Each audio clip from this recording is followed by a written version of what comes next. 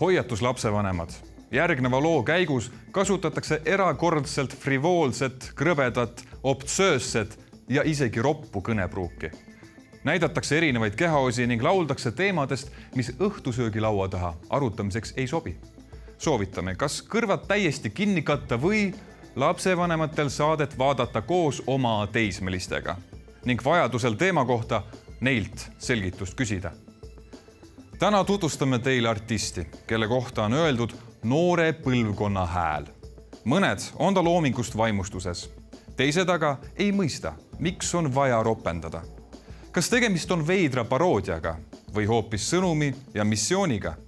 Tere tulemast valge tüdruku maailma. Päris väikestele soovitame minna siiski teise tuppa.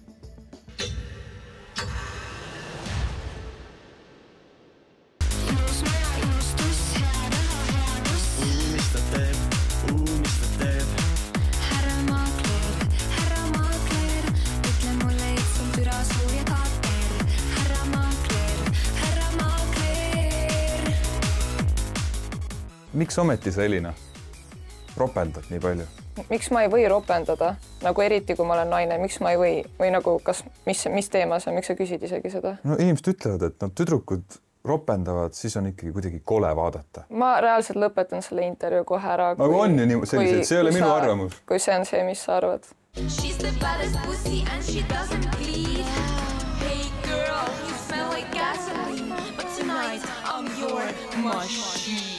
Valge tüdruk on provokatiivne, julge, polariseeriv, skandaalne artist. Ta raputas 2024. aasta suvel debüütalbumiga Emoji Eesti muusikamaastikku.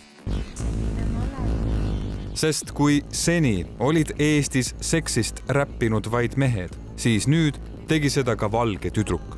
Ja sellega jäi ta silma plaadifirma kurvad uudised tegijatele. No nagu ikka, meile jõuavad mingid asjad viibega Ameerika mandrilt. Kui Ameerika mandril hakkasid ma arvan juba mingi 7–10 aastat tagasi lained lööma vähe provokatiivsemad naisartistid, siis mingi moment see vool pidi lihtsalt jõudma meieni.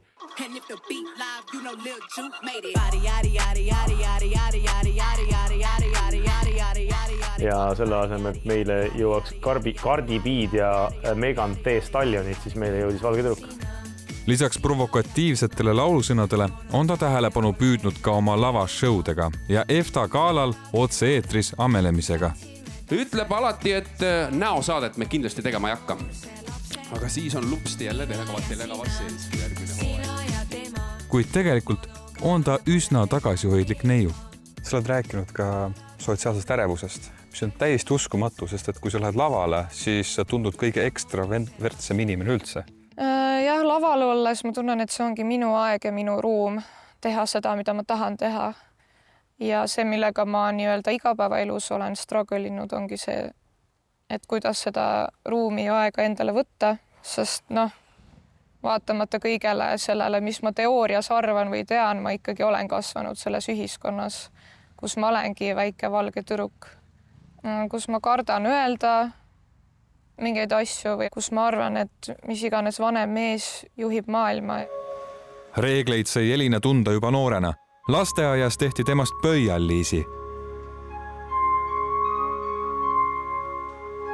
Balletikoolis vormiti Elinast luigekest või uinuvat kaunitari, aga kui ma jõudsin sinna koolis, ma sain aru, et ma olen liiga pikk ja paks, et kõik teised olid nagu rohkem lapsed, see oli siis 5. klassis. Ja siis ma käisin erinevates kohtades selle balletiga, et vahepeal ma olin nagu okei, ma ei taha teha seda, siis ma ikkagi jälle proovisin. Aga mingi hetk ma sain aru, et see lihtsalt nõuab nii suurt effortit.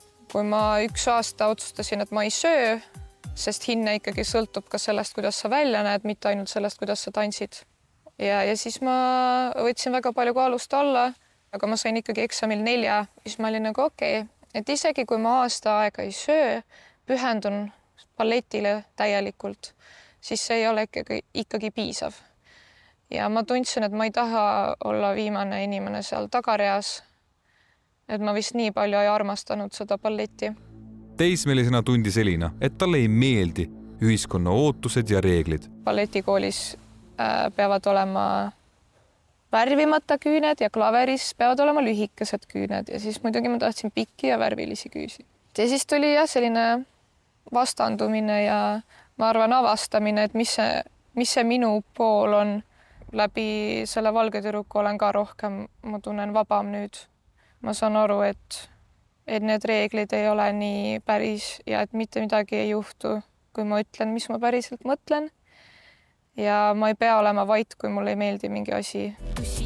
Meeletu kiirusega populaarsust koguva artisti valge tüdruku laulusõnad panevad iga puritaani punastades kätega kõrvu katma. Enne hommikust teise, kui see on tussi imetud, iska perse lauale, imetlen kulissi. Aga jõuliste sõnade taga peitub tagasihoidlik 27-aastane Elina Masing.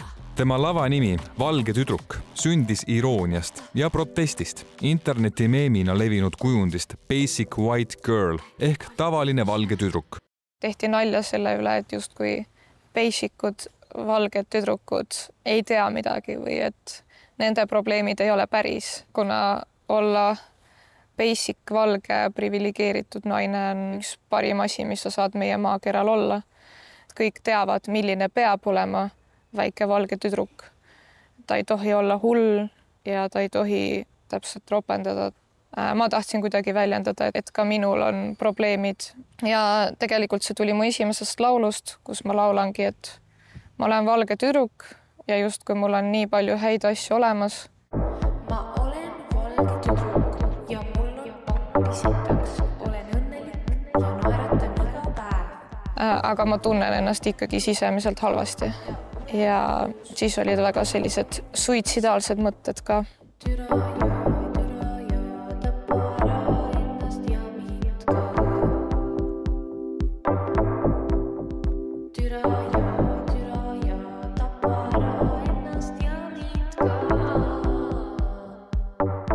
Elina lubab meid kaasa stuudiosse.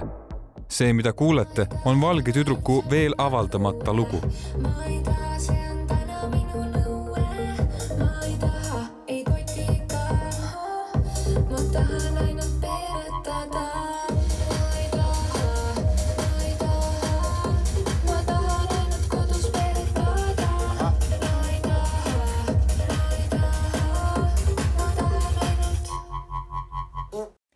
See räägib sellest, kuidas on sügisdepressioon mul iga aasta. See on lihtsalt reaalsus, et inimestel siin Eestis, kui hakkab külm jälle, siis veits nagu tõmbad kokku oma elu ja oled jälle kodus ja oled rahulikumalt. Aga see on siis selline nagu naljakas viis sellest rääkida.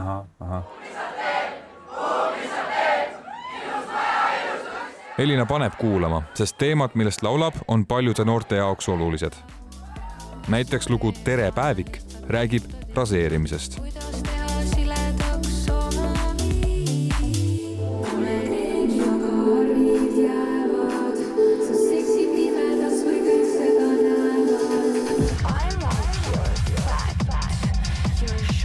I like your fat keha positiivsusest. Härra Maakler ahistamisest.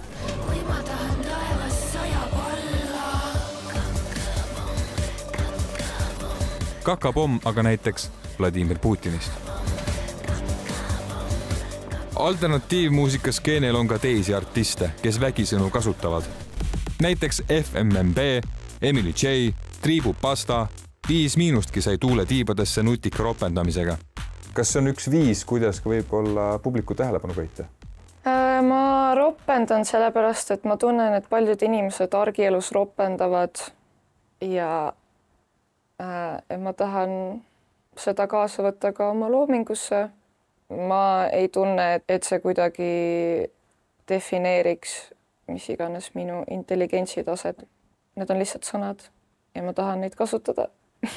Nagu see on mingi stereotüüp, mis on, et vot muusikas me laulame ainult lilledest. Ja siis ma valge tüdrukuna seisan selle eest, et ma võin erinevatest asjadest laulda. Elinal on mida öelda, aga selleks, et teda kuulda võetaks, peab ta vajalikuks vahepeal ka ootamatuid samme astuda. Näiteks 2024. aasta lõpus toimunud Raadio 2 aasta hitil otsustas ta oma rinnad paljaks võtta. Mind häiris see, et ei ole üldse naisi topis. ja ma tahtsin teha mingit aktsiooni. Ja siis ma läksingi lavale ja võtsin mingi särgi ära või kleidi, sest ma tundsin, et okei, et see on see, kuidas saada tähelepanu või kuidas olla kuuldud. Türanah või mida siita kalamehed, võtke ritta, tooge mulle kalmaar, Eesti riiki saabus taas. Tema suurimateks fännideks on noored naised, kes tema laule kaasa laulavad ja internetti sellest videoid postitavad. Kui lõpuks ometi nad ei lipsingi mingi ma tahan imeda su munni või isi anna mulle oma raha või ma ei tea mida või ma olen su kass, mida iganes, vaid see on lihtsalt see, et nad laulavad mulle kuulub maailm ja nii on ja ma olen nagu, vot, nii ongi.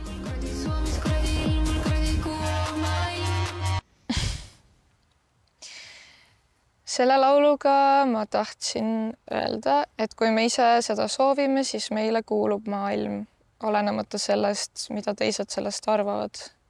Ja et me võime öelda naljakaid asju nagu mingi ma olen vallatu piraat. Ja me võime öelda türanah või mida sitta. Ja sellega teleetrisse panna. Elina sõnul on naiste ja meeste võrdsuseni veel pikk tee minna. Paljud arvavad, et feminismi saavutus on see, et naised saavad valida, naised saavad tööl käia ja kõik. Et just kui need on ju nagu hästi. Aga tegelikult see on nii palju sügavam, topeltstandardid ja ootused ja näiteks hiljuti mul oli see mingi karva reklaam, mida mulle kollane ajakirjandus tegi. Märgati seda, et mul on kaenla all karvad samal ajal, kui mehel võivad ükskõik mis karvad olla. Ma ei tea, nii imelik minu jaoks, et aastal 2025 mult küsitakse, kas see on nagu statement või kas see oli nagu kogemata või nagu, et ma pean põhjendama kuidagi enda karvasust või enda keha. Elina pole lihtsalt muusik. Enne suurema populaarsuse kogumist näitles ta filmides ja seriaalides. Näiteks võib teda näha filmis Piiva järve 8 nägu, Ema lõvi või seriaalis Süü. Aga eriti koduselt tundis Viljandi Kultuuriakadeemias tantsupedagoogi eriala lõpetanud Elina end etenduskunstide valdkonnas. Ma alustasin etenduskunstist ja siis seal tuli vist see kuidagi julgus protestida või mitte sobituda. Ja siis ma tunnen, et alles nagu pikema aja peale ma olen aru saanud, millega ma nagu täpsemalt tegelen. Et ma olen laulja lihtsalt sellepärast, et see on mingi vahend, mida ma kasutan, aga see ei ole kunagi olnud see, et oh my god, nüüd muusika on mu elu. See on ikkagi see, et kontseptsioon ja eneseväljendus on mu elu. Eneseväljenduseks laval võivad Elina puhul saada ka näiteks enne aastahitti galat Suust ära kukkunud hambad. See oli nagu suusareis, aga me otsustasime kõik lambis sõita lauda. Ja siis ma käisin käna mitte alla sõites, vaid üles sõites ja siis ma hoidsin sellest ankrust kinni ja siis kukkusin ja siis lõin endale hamba välja, 2 hammast tegelikult. 24 tundi enne laval astumist oli veel olukord siis üsna kehve. Jaa, aga ma vist tunnen, et see ei ole nii dramaatiline, sest nagu, kuidas öelda, ma ei tunne, et ma peaksin perfektne välja nägema laval. Kohver ja Varusk ütlevad, et etenduskunstniku taust tuleb valgele tüdrukule kasuks. Just, ta ongi eelkõige kunstnik. Ja tegelikult ega kogu see, ma ütleks, et siuke laivide maailm kisub nagu sinna poole, et need on nagu siuksed kontsertetendused. Seda, et mingi bänd läheb peale ja siis mängib seal heliredelit nagu üksteise võidu, et seda on nähtud. Et see võiks olla nagu üldiselt mingisugune kogemus või etendus ja Valge tüdruk nagu seda oma laivides teeb. Mida teeb Valge tüdruk järgmiseks? Kuhu ta areneb ja kasvab?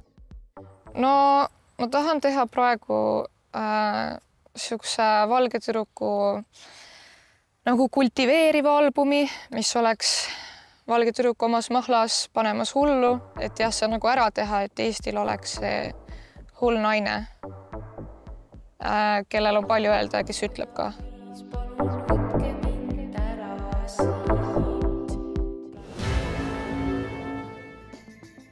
Siia saatelõiku mahtusid vaid mõned näited Elina lauludest, aga talle kordamine vaid teemasid on palju rohkem.